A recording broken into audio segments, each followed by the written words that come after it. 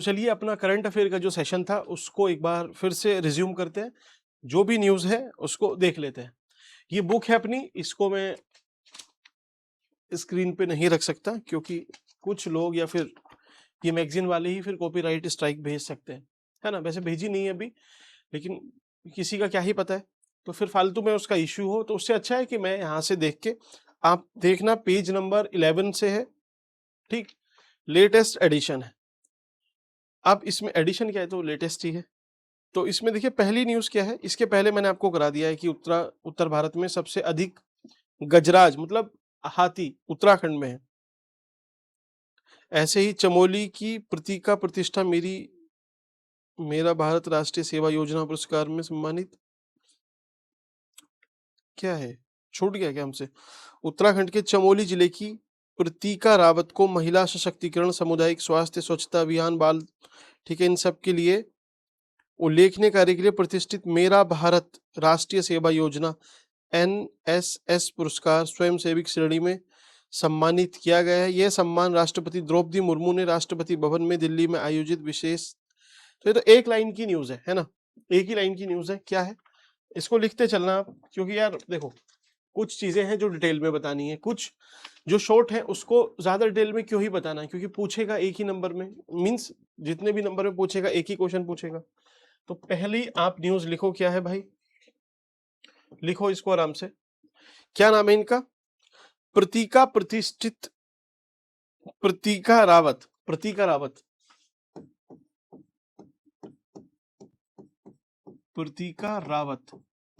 ये कहां से है, चमोली से है।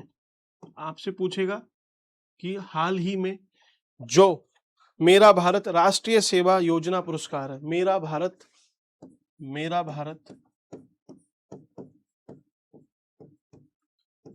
राष्ट्रीय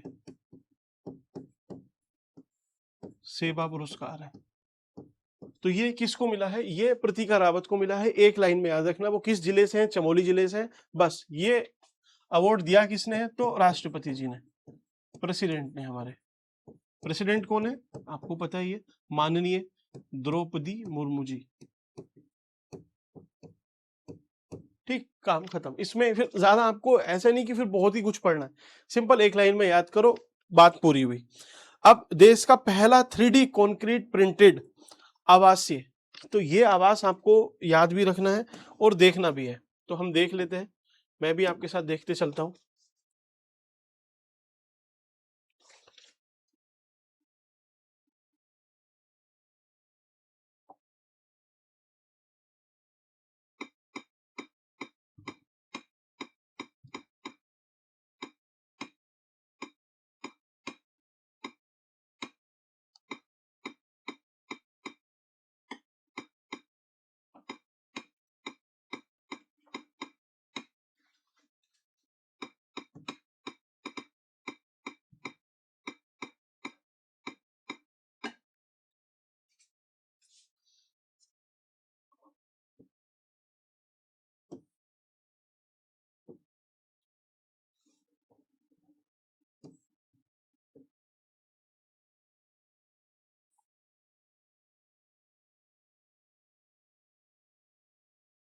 three D printed villa, villa नहीं देखना है हमें, हमें क्या देखना है, जो रूरल हाउस है।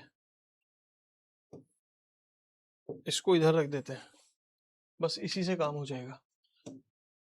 एक्चुअल में क्या है आप बस देख लो, ये 3D प्रिंटेड है, देश का पहला है, पहला रूरल है, तो फर्स्ट रूरल ग्रामीण 3D प्रिंटेड ये हाउस है। कहाँ इनॉग्रेट हुआ है, रुड़की, रुड़की। किसने किया है, CBRI इंस्टीट्यूट है एक, उसने, ठीक है, रुड़की। एक ही लाइन में याद रखना है, देश के पहले 3D concrete printed Gramin Awas का उद्घाटन कहाँ हुआ है, रुड़की में। बस इतना याद रखना है आपको, ये आवास है कोई, और इसके बारे में बस इतनी सी जानकारी, ठीक। चलिए आगे बढ़ते हैं।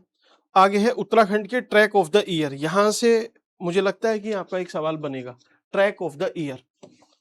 तो track of the year, track of 3 track घोषित किए गए हैं, पहला, दूसरा, तीसरा। उत्तराखंड के जिले आपको पता है कैसे हैं? आपको पता है ये पिथौरागढ़ है, ये चमोली है, ये उत्तरकाशी है ना, इसी तरीके से है। तो चलिए इसको तो हम इरेज कर देते हैं। अब ये आपको पता है कि कौन कौन से जिले हैं, क्या है, उसके बारे में देखते हैं।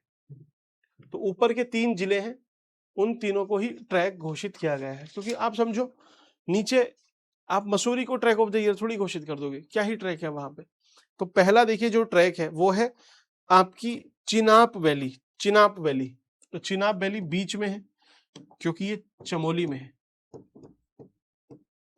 चिनाब वैली, चिनाब वैली ये एक ट्रैक है। कहाँ है? आप अगर जोशीमठ जाते हो, जोशीमठ, जोशीमठ से आपको थोड़ा सा चलना पड़ेगा 25 से 30 किलोमीटर, और उसके आगे ही है एक गांव पड़ता है थांग, थांग गांव है, थांग गांव, वहां से इसका ट्रैक शुरू होता है और चिनाब वैली इसको बोलते हैं। अब चिनाब वैली ये पॉपुलर क्यों हुआ? तो एक्चुअल में देखिए जब 2013 में ना, 2013 में जब केदारनाथ में डिजास्टर हुआ, तो वो केदारनाथ में ही थोड़ी था, वो तो आसपास के सारे रीजन में था, तो सारे रास्ते कट गए। जो कंस्ट्रक्शन का काम है वो भी धीरे धीरे ही आपको पता है कि स्टार्ट हुआ। तो जो वैली ऑफ फ्लावर है इसके पास में ही आपको पता है इधर फूलों की घाटी लोग जाते थे ट्रैक करने, तो वो ट्रैक भी बंद हो गया। अब वो बंद हो गया तो लोग बड़े परेशान कि यार हम फिर जाए कहाँ, ये ट्रैक तो बंद है जहां हम जाते हैं, और हमें वैसा ही नज़ारा देखना है। तो लगभग वैसा ही नज़ारा आपको चिनाब वैली में देखने को मिलता है। लोगों ने इसको एक्सप्लोर किया, कुछ लोग जाएंगे, पहले शुरुआत में कम जाएंगे, फिर थोड़े और ज़्यादा, ऐसे जब ज़्यादा लोग जाने लगेंगे तो एक पॉपुलर डेस्टिनेशन बन जाएगी। तो चिनाब वैली भी लगभग फेमस हुई, कैसे? जैसे वैली ऑफ फ्लावर है, तो फूलों की घाटी, इसको ऑल्टरनेट फूलों की घाटी भी कहते हैं, ठीक है, या फिर दूसरी फूलों की घाटी भी बोलते हैं, सेकंड वैली ऑफ फ्लावर भी इसको बोलते हैं, ठीक। क्योंकि यहाँ पे ऐसा नहीं है कि बस बहुत सारे फूल ही हैं, यहाँ पे बहुत प्रजाति भी है, लगभग 300 से ज्यादा यहाँ पे इंडिजिनस या अलग अलग ये प्रजाति पाई जाती है। फूल है काफी, बहुत अच्छा मनमोहक नजारा है। चलिए, तो पहला आपका बीच वाला जो जिला है चमोली हुआ। दूसरा आपको पता है पिथौरागढ़, आपने नाम सुना है पिथौरागढ़। तो नेक्स्ट है आपका देखिए वन कटिया। वन कटिया मतलब वन काट लिए किसी ने, या फिर वन काटे हुए, वन कटिया कहाँ पे है? तो आप पिथौरागढ़ का अगर आप मैप देखो लगभग इस तरीके से, तो पिथौरागढ़ देखिए, पिथौरागढ़ तो एकदम नीचे है, डिस्ट्रिक्ट जो हेडक्वार्टर है वो तो नीचे है। मुनस्यारी आपको पता है लगभग ऊपर है, मुनस्यारी इधर है, और इधर आपकी ये व्यास वैली है, दारमा वैली है, यहीं पे है जोहार वैली, जोहार, जोहार वैली, जोहार वैली के ही पास में आप ये मुनस्यारी है, मैं लिख देता हूँ मुनस्यारी। तो यहाँ से जब आप इस रूट पे जाते हो तो बीच में एक वाटरफॉल पड़ता है, क्या नाम है उसका? बिरथी, नाम सुना है आपने? बिरथी वाटरफॉल, तो ये भी पड़ता है। तो आपको पता चला कि लोकेशन क्या है, यहीं पे है वन कटिया ट्रैक। वन कटिया बहुत सुंदर है, बढ़िया मनमोहक नज़ारे हैं। मैं इसको हिंदी में भी लिख देता हूँ क्योंकि वन कटिया, लास्ट जो वीडियो थी उसमें एक अपने ही दोस्त की शिकायत थी, मीन्स आप ही लोगों में से किसी की शिकायत थी कि सर आप हिंदी में नहीं लिखते हो, और मैं आपकी वीडियो बाकी सब लोगों को शेयर भी करता हूँ, लेकिन वो ये बोलते हैं कि सर हिंदी में तो लिखते नहीं है, फिर क्या ही देखें। तो भाई हिंदी में भी है, ठीक है। मेरी कोशिश है कि देखिए आप एक चीज समझो यार, इसमें हिंदी इंग्लिश दोनों में मैं लिखूंगा तो टाइम जाएगा, लिखने में क्या ही है, स्पेलिंग ही तो थोड़ी बहुत गड़बड़ हो सकती है, लेकिन आपको कॉन्सेप्ट समझने हैं। पढ़ तो आप भी लोगे बुक वगैरह, तो आपके पास भी है, किसका कमेंट है? अच्छा चलिए, क्रैश कोर्स कोई है क्या? क्रैश कोर्स भाई स्टार्ट करेंगे 25 से, यूट्यूब पे ही रहेगा, आप ऐसे टेंशन मत लेना, और बाकी जो भी अपडेट है आपको बता दिया जाएगा। 15 अगस्त से आपकी टेस्ट सीरीज है वन कटिया। तीसरा देखिए क्या है, तीसरा ट्रैक आपका है उत्तरकाशी में, इधर उत्तरकाशी है आपको पता है, तो उत्तरकाशी में एक नाम है, क्या नाम है? गुलाबी कांठा, गुलाबी कांठा, गुलाबी कांठा ही है ना, एक बार मैं और चेक कर लेता हूँ। गुलाबी कांठा ही होना चाहिए, गुलाबी कांठा ही है। देखिए गुलाबी कांठा आप कैसे जाते हो, तो इसके पहले आप सबसे पहले हनुमान चट्टी आपको जाना पड़ता है, हनुमान चट्टी। और ये लोकेशन पता है किधर की है, ये उत्तरकाशी जिला है, ठीक, ये जिला है सपोज, हेडक्वार्टर है, तो लगभग ये इस वाले रीजन की कहानी है, ठीक। तो हनुमान चट्टी, चट्टी क्या होती है, चट्टी मैंने आपको बताया था कि आप, या पहले जब लोग यात्रा करते थे तो पहले तो ऐसे गाड़ी नहीं थी कि आज यहाँ से 6 घंटे में आप ऊपर चढ़ जाओगे, पहुंच जाओगे। पहले तो यात्रा भाई ज्यादा से ज्यादा पहाड़ पे कितना चल लेगा आदमी, 15 किलोमीटर डेली, 20 किलोमीटर, इससे ज्यादा तो नहीं चलेगा। तो एक जगह से दूसरी जगह जाना है, उसे पता है कि रात हो जाएगी तो भालू शेर वेर उठा के ले जाएगा। तो क्या करते थे, यात्रियों का एक रुकने का स्थान जहाँ पे खाएंगे पिएंगे, आराम से बैठना है, सोना है, उनका रात्रि विश्राम के लिए चट्टी बोलते थे कि भाई इस वाली चट्टी पे रुकना है। तो हनुमान चट्टी, ऐसी अलग अलग चट्टी बनी हुई है। तो चट्टी क्या है, जो ट्रेवलर्स थे या जो तीर्थ यात्री थे उनका रात्रि स्थान है या रुकने का स्थान है जहाँ पे वो विश्राम करते हैं, विश्राम सही है। तो हनुमान चट्टी, तो यहाँ से आप इधर जा सकते हो। अब इसका जो रंग है ना, देखिए गुलाबी है। गुलाबी क्यों है, क्योंकि आपको पता है यहाँ पे बुरांस मिलते हैं, बुरांस के पेड़, रोड एंड ड्रोन्स, बुरांस जिसको बोलते हैं। अब बुरांस के रंग भी तो होते हैं अलग अलग, तो ये गुलाबी रंग के यहाँ पे बुरांस मिलते हैं, गुलाबी, गुलाबी, इसीलिए इसको गुलाबी कांठा बोलते हैं। अब उत्तरकाशी में ही अलग अलग कांठा भी है, जैसे केदार कांठा, पता है आपको क्या है, बताइए कमेंट सेक्शन में। केदार कांठा यहीं पे है, नहीं है, है ना। तो ये 3 ट्रैक हैं जो ट्रैक ऑफ द ईयर 2025 के घोषित किए हैं सरकार ने। याद रखना, कभी पूछ लेता है आपसे, चांसेस है कि पूछ लेगा यहाँ से, ठीक है। तो इसको आप तैयार रखना। चलिए आगे, नेक्स्ट न्यूज क्या है अपने पास, अगली खबर है, देखिए शैलेश मटियानी पुरस्कार, शैलेश मटियानी,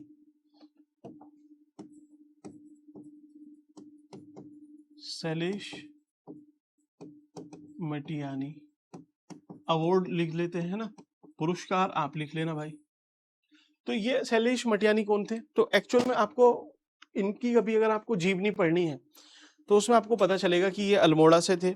बहुत इन्होंने स्ट्रगल किया बेचारों ने, लगभग 10-12 साल के थे, इनके माँ बाप का देहांत हो जाता है। उसके बाद ये कुछ काम करना स्टार्ट करते हैं। फिर लगभग जब 25-26 साल के होते हैं तो इन्हें पता चलता है कि यार मुझे शिक्षा में ही मेरा ज़्यादा मन है। तो फिर ये अपना जो पढ़ना लिखना है फिर से रिज्यूम करते हैं, कब, 25, 26, 27 उस एज में जाके, उस टाइम पे। आज के टाइम पे तो लोग पढ़ते हैं एवरेज 25, 26, 27 तक, उस टाइम पे इतना नहीं पढ़ते थे। तो उस टाइम पे ये स्टार्ट करते हैं, रिज्यूम करते हैं अपनी स्टडी, और फिर बहुत सारे उपन्यास, कहानियां और बहुत कुछ ये लिखते हैं। चले भी जाते हैं, दिल्ली चले जाते हैं फिर अपने फ्रेंड के पास, दिल्ली से फिर मुंबई चले जाते हैं, और मुंबई में भी बहुत काम करते हैं अलग अलग जगह पे। वापस आते हैं इधर हल्द्वानी, हल्द्वानी अपने लाइफ के एकदम लास्ट फेज में हल्द्वानी में ही थे। इनके जो बच्चे वगैरह हैं 1990s के अराउंड शायद वो भी मर जाते हैं, छोटा बच्चा था शायद एक, वो मर जाता है। तो फिर ये दिल्ली जाते हैं, और दिल्ली के जो शाहदरा आपने सुना होगा जगह, जैसे ही आप आनंद विहार के पास पहुंचते हो वहां पे ही इनका देहांत हो जाता है या स्वर्गवास हो जाता है। कुल मिला के स्ट्रगल रहा लाइफ में, लेकिन स्ट्रगल ही देखिए इंसान को बड़ा बनाता है। आज इनकी मैं बात कर रहा हूं तो वो बात क्या है, इनके स्ट्रगल की है, इसीलिए इतना बड़ा नाम भी है कि सरकार इनके नाम पे अवार्ड देती है। कहाँ के थे, अल्मोड़ा के थे। तो ऐसे तो आपसे नहीं पूछेगा शैलेश मटियानी कौन थे, लेकिन फिर भी वो पूछ ले, एक छोटी मोटी अंडरस्टैंडिंग आपको होनी चाहिए एटलीस्ट, जो अवार्ड आप तैयार कर रहे हो। तो इनका जो ये जो अवार्ड दिए जाते हैं, तो अब आपको पता चला कि किस फील्ड में दिए जाएंगे, तो शिक्षा के फील्ड में दिए जाएंगे, तो एजुकेशन के फील्ड में दिए जाते हैं। क्या एक साल में एक ही अवार्ड दिया जाता है, नहीं, 2, 3, 4, 5, 6, 7, 8, 9, 10, कितने, बहुत सारे अवार्ड दिए जाते हैं, है ना, एक नहीं, मल्टीपल अवार्ड्स होते हैं, मल्टीपल अवार्ड्स होते हैं। और ऐसा नहीं कि एक ही एजुकेशन इंस्टीट्यूट को, भाई कोई प्राथमिक विद्यालय में है, प्राइमरी में है उसको, सेकेंडरी में है उसको, और आगे भी है, उन सबको दिए जाते हैं जो शिक्षा के फील्ड में काम करते हैं। इस बार भी दिए गए हैं, लगभग 9 को दिए गए हैं, लेकिन आपको याद नहीं रखने हैं। क्यों, क्योंकि 9 के नाम क्यों याद रखोगे यार, क्या मतलब है उसका, क्या किसी भाषा के लिए दिए जाते हैं? अलग अलग भाषाओं में भी दिए जाते हैं। कोई संस्कृत में अगर किसी ने अच्छा काम किया तो संस्कृत में, किसी ने कुमाऊनी में किया है तो उसमें। तो कुल मिला के आपसे पूछेगा शैलेश मटियानी पुरस्कार किस फील्ड में दिए जाते हैं, कब स्टार्ट हुए थे? तो 2008 से सरकार ने स्टार्ट किया, ये ईयर याद रखना। और इसमें कितनी राशि दी जाती है, पैसे कितने? पैसे ज्यादा नहीं देते हैं, तो बस आपको 25,000 रुपए देते हैं, उससे ज्यादा नहीं। और एक पत्र वगैरह तो देंगे ही, लेटर। आप अगर सर्विस वगैरह में है तो आपकी सर्विस में 1 साल या 2 साल का एक्सटेंशन भी कर देते हैं कभी कभी, तो 25,000 रुपए मिलते हैं। तो पैसे की दृष्टि से तो ऐसा नहीं है कि बहुत कुछ मिलता है, फिर भी एक अवार्ड है भाई, आपको अवार्ड मिला है तो यहाँ पे मैगजीन में नाम लिखा हुआ है, दैट मीन्स आपको एक रिकॉग्निशन तो मिलती ही है ना। इतना याद रहेगा, बस इतना ही याद रखना है। नाम आपको याद नहीं रखने हैं। नाम मैं बता दूंगा मुझे क्या है, लेकिन मेरे लिए आसान है, मैं बोलूंगा कि देखिए इसमें से आ गया, लेकिन नहीं यार, सिर्फ यहाँ पे आपको पढ़ाना ही नहीं है, आपको सही तरीके से पढ़ाना है, सही तरीके से आपको गाइड करना है, क्या नहीं पढ़ना है वो भी बताना है। वरना फिर ये काम तो आप भी कर लोगे मैगजीन से, फिर मैं यहाँ पे खड़े होके क्यों पढ़ा रहा हूँ, आप क्यों मुझे सुन रहे हो? ये काम आप भी कर सकते हो, सब लोग लगभग ग्रेजुएट है। इसीलिए यही काम होता है कि आपको सही चीज बताना, गलत तो कोई भी बता देगा, उसमें क्या है। आगे देखिए इसमें क्या है। चलिए अब इनके जो उपन्यास है शैलेश मटियानी के, तो वो भी आप कैसे याद रखोगे यार, वो कोई पूछेगा भी नहीं। फिर भी आपको एक ध्यान रखना है कि ये पहाड़ से थे, ठीक। लॉजिक देखिए, ये एक चीज है, पहाड़ से थे तो इनके जितने उपन्यास है वो लगभग ऐसे ही होंगे, जैसे पत्थर, जंगल, है ना, क्योंकि पत्थर देखे हैं, जंगल देखे हैं। वैसे ये गरीबी देखी है तो स्ट्रगल के कुछ उपन्यास होंगे, स्ट्रगल होंगे, मेरी कहानी होगी, ठीक है, तो मेरे संघर्ष, ऐसी ही चीजें होंगी। चिड़िया विड़िया भी देखते हैं तो चिड़िया, पक्षी, तो कुल मिला के नेचर, प्रकृति और परिश्रम, परिश्रम मतलब क्या, स्ट्रगल, इसी पे इनका जो भी कहानी उपन्यास है केंद्रित रहेंगे। आप चाहे लिस्ट उठा के देख लेना, एक दो नहीं है, बहुत सारे, 50 से ज्यादा है। कहां तक याद करोगे, नहीं याद करने, लेकिन फिर भी एकदम एक्सट्रीम में भी जाके कभी पूछ ले, दिमाग में बस ये 2 चीज रखना, ऑप्शन में जब आएगा आप पकड़ लोगे कि वो क्या है, ठीक। यही होता है सही तरीके से पढ़ने का मतलब। कम पढ़ा है, ज्यादा समझा है। अब कोई 50 अवार्ड रट के गया, 50 इनकी अलग अलग उपन्यास, कहानी, ये सब वो रट के गया, आपने नहीं रटा है। जब आएगा ऑप्शन में, मैं बोल रहा हूं आप सही मार दोगे, पक्का बोल रहा हूं आप सही लगा दोगे, लेकिन वो फंस जाएगा, वो कंफ्यूज हो जाएगा 50 में, है ना। तो बस जिसको जितना पढ़ना है, 2 चीज याद रखना, स्ट्रगल और पहाड़, जंगल, पहाड़, चिड़िया, पानी, नाला, नोली, ये सब, ठीक। चलिए आगे बढ़ते हैं। आगे है डॉक्टर मंजू बाला को राष्ट्रीय शिक्षक पुरस्कार मिला है। तो भाई ये इंपॉर्टेंट हो गया है, वेरी वेरी इंपॉर्टेंट है, इसको टिक आप कर लेना। मंजू बाला चंपावत की थी शायद ये, तो मंजू बाला, इसको आप 5 स्टार रेटिंग रखो इसको लेके। और मुझे ऐसा लग रहा है कि एक सवाल यहां से आपका 2026 के उत्तराखंड के एग्जाम में आएगा, इसको लगभग आप सेव करके ही रख लेना। तो इसके बारे में देख लेते हैं भाई, इनके बारे में क्या है। ये उत्तराखंड के चंपावत जिले में एक कोई राजकीय विद्यालय है, उसकी प्रधान अध्यापिका है। तो ये क्या है, पहली है, प्रथम है, तो इसलिए थोड़ा सा जरूरी हो जाता है। 5 सितंबर 2025 को दिया गया इनको अवार्ड है, 5 सितंबर। 5 सितंबर को क्या होता है, शिक्षक दिवस होता है ना, टीचर्स डे होता है। तो टीचर्स डे में इनको ये अवार्ड दिया गया है। क्या नाम है अवार्ड का, राष्ट्रीय शिक्षक पुरस्कार। तो राष्ट्रीय,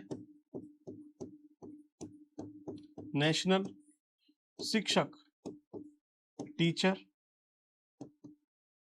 पुरस्कार, क्या बोलेंगे, अवार्ड बोल देंगे इसको। तो एनटीए राष्ट्रीय शिक्षक अवार्ड मिला 5 सितंबर को, किसको, मंजू बाला को। ये मंजू बाला क्या है, ये वाइस प्रिंसिपल बोल लीजिए, नहीं प्रिंसिपल ही बोलिए, प्रधान अध्यापिका है ना, प्रिंसिपल ही है। कहाँ की है, तो प्रिंसिपल तो नहीं पूछेगा। चंपावत, इसको आप रेड कर लो, क्योंकि चंपावत आपको नाम ध्यान रखना है, चंपावत, ये चंपावत से है, मीन्स चंपावत में ये कार्यरत है, ठीक। उत्तराखंड की पहली महिला बनी है, ठीक है, पहली महिला बनी है क्योंकि इन्होंने क्या काम किया है, ये फर्स्ट वीमेन है, तो इसको भी, क्योंकि इंपॉर्टेंट इसी वजह से होता है क्योंकि ये फर्स्ट वीमेन है, पहली महिला है, तो इसी को हाईलाइट करना है आपको कि फर्स्ट वीमेन है। इन्होंने शिक्षा के फील्ड में इनोवेशन वगैरह कुछ किया होगा, जैसे ये हिंदी में भी पढ़ाती हैं, इंग्लिश में भी पढ़ाती हैं, कुमाऊनी भाषा में पढ़ाती हैं, आपको एक्स्ट्रा करिकुलर एक्टिविटीज ये सब कराती है। हमारे स्कूल में तो जो हमारे पीटीआई वगैरह थे उनसे झगड़ा हो जाता था, 11th-12th में तो मतलब बुरा हाल था यार, खेलने वो जाने नहीं देते थे, ठीक। और ऐसा थोड़ी है कि यार सबका मन करता है, हम भी भाई खेलते थे क्रिकेट विकेट, अब जाने नहीं दिया। ऐसे ही अगर बाई चांस चले गए कभी तो वो डंडा लेके आता था और सबको एक साइड से मारना शुरू करता था, और सबको मार के ही भेजता था, ऐसे नहीं कि किसी को मारा किसी को छोड़ दिया, लाइन से रख के कूटता था बढ़िया करके।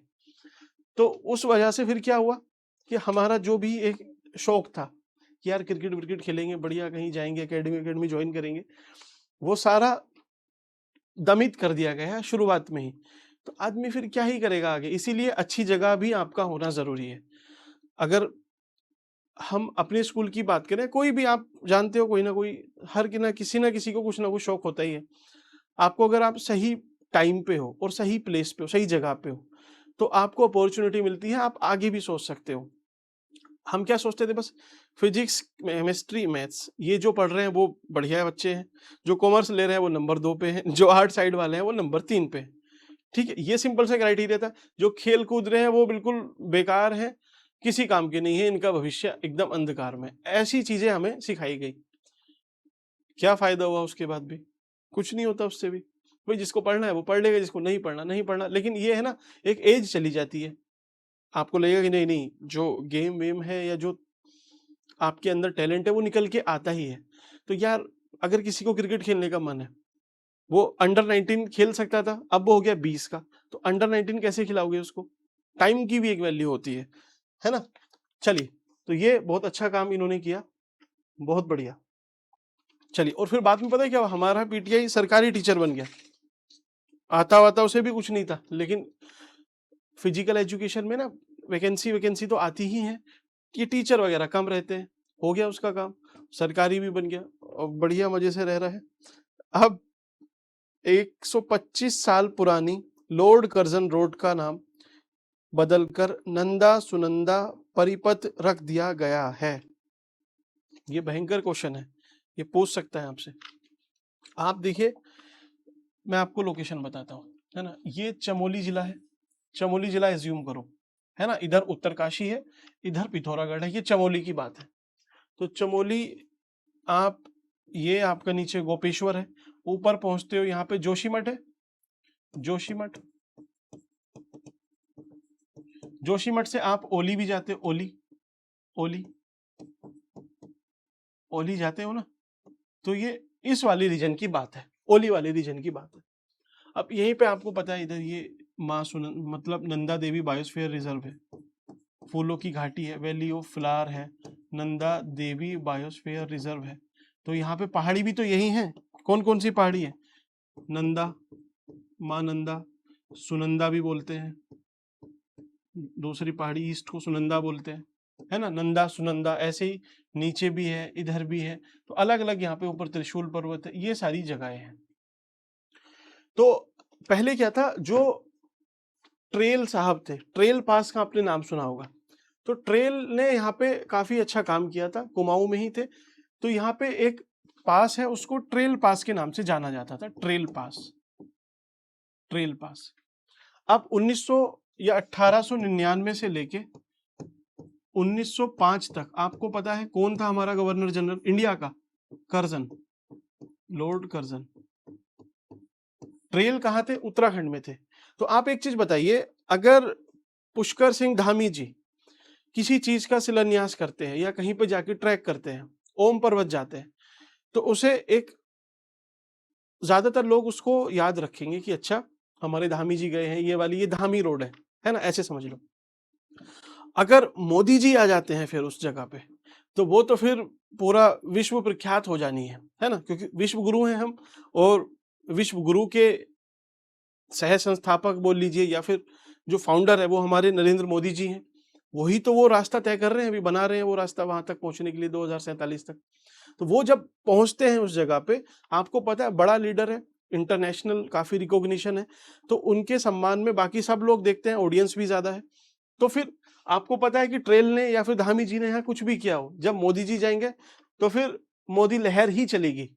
ठीक, तो लॉर्ड कर्जन जब 1905 में लगभग रिटायर हुआ, तो ये भी जाता है कि मैं भी जाऊंगा घूमने, तो इधर से ग्वालदम से चढ़ता है और इस तरीके से यहाँ पहुंचते पहुंचते पहुंचते इसको इधर जाना था जोशीमठ, तो इसे पता चलता है इस पास के बारे में, इस पास से ये उतर जाता है इधर, इधर से इधर आ गया। तो अब आया कौन है भाई, हमारा भारत का गवर्नर जनरल, क्या नाम है, लॉर्ड कर्जन। तो इसका नाम भी इसमें जोड़ देते हैं, इसको बोलते हैं कर्जन पास, कर्जन पास, कर्जन का कर्जन ही था ना नाम, लॉर्ड कर्जन। अब कुछ लोग सम्मान में दोनों को जोड़ देते हैं कि कर्जन ट्रेल पास, इसी को बोलते हैं कुआरी पास, कुआरी, कुआरी पास। ठीक, अब इसका नाम बदल के क्या कर दिया है कि भाई ये सब नाम हटाओ, सिंपल एक नाम है, नंदा सुनंदा, नंदा सुनंदा, सुनंदा मार्ग, बस सिंपल। तो अपने कल्चर को एक तरह से रीइंफोर्स करने के लिए और 2027 के मद्देनजर हमारी सरकार है ना, विजन पे ही तो चलती है यार, पहले 2047 बड़ा विजन है, फिर उससे छोटा विजन क्या 2027 में आएंगे तभी तो 47 तक रहेंगे। तो इस हिसाब से हर कोई काम करता है, कोई बात नहीं, काम तो होता है ना इस बहाने कम से कम। चलिए, ऐसे ही विंग्स इंडिया 2026 में उत्तराखंड को शीर्ष विमानन पुरस्कार, तो जो विंग्स इंडिया है, विंग्स इंडिया, तो विंग्स इंडिया किससे रिलेटेड होगा भाई, फ्लाइंग से ही होगा, उड़ानों से रिलेटेड होगा, तो उसमें उत्तराखंड को सर्वश्रेष्ठ कैटेगरी में रखा है। ठीक है, अवार्ड मिला है, तो बहुत सम्मान की बात है उत्तराखंड के लिए, है ना। बस एक लाइन में याद रखो, बाकी कुछ नहीं है इसमें।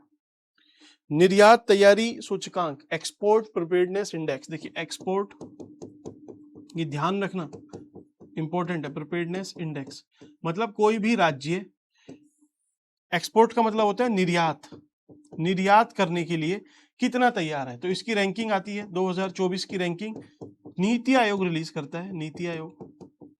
तो ये क्या करता है, डिवाइड कर देता है अलग अलग राज्यों को कि भाई ये प्लेन राज्य हैं, प्लेन, ये आपके हिमालयन राज्य हैं, पहाड़ी राज्य हैं, ठीक, और ये नॉर्थ ईस्ट के राज्य हैं, तो अलग अलग उसमें डिवाइड करता है।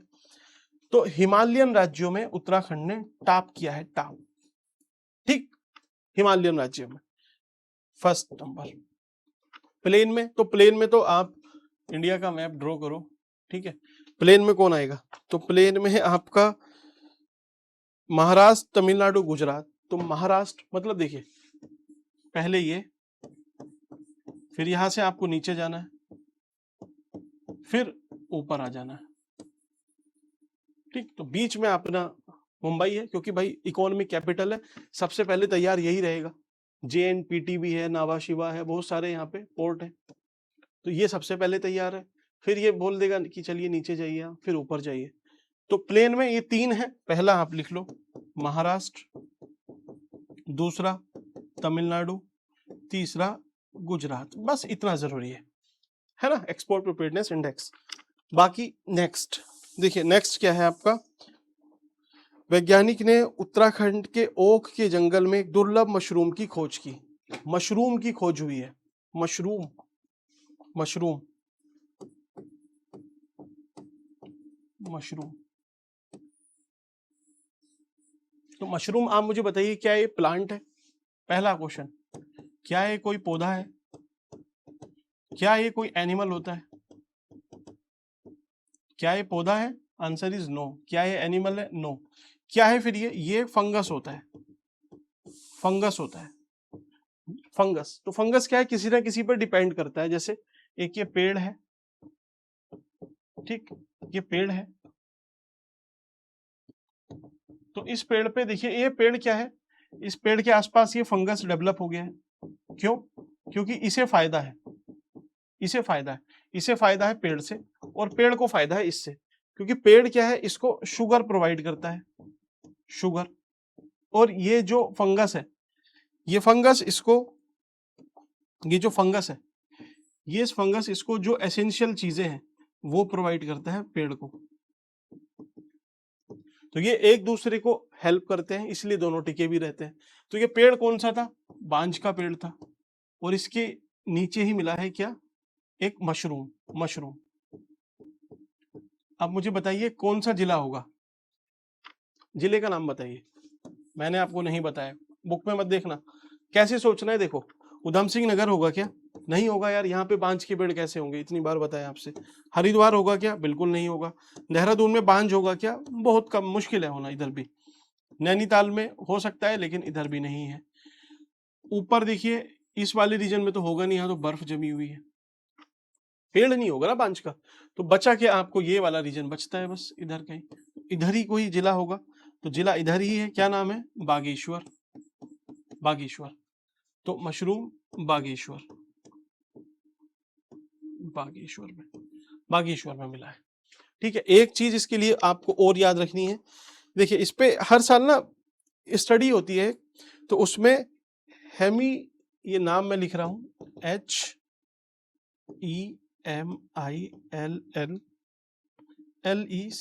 HEMILLLECCIUM, ठीक।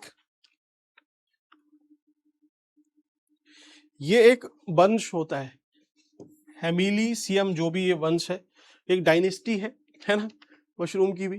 तो ये उस डायनेस्टी का पहली चीज यहाँ पे मिली है, फर्स्ट टाइम यहाँ पे मिला है। तो ये एक बहुत एस्टोनिशिंग फैक्ट है ना, ये बहुत चकित करने वाला फैक्ट है, क्योंकि इससे पहले पूरे हिमालय में नहीं मिला किसी को भी, पहली बार इधर मिला है।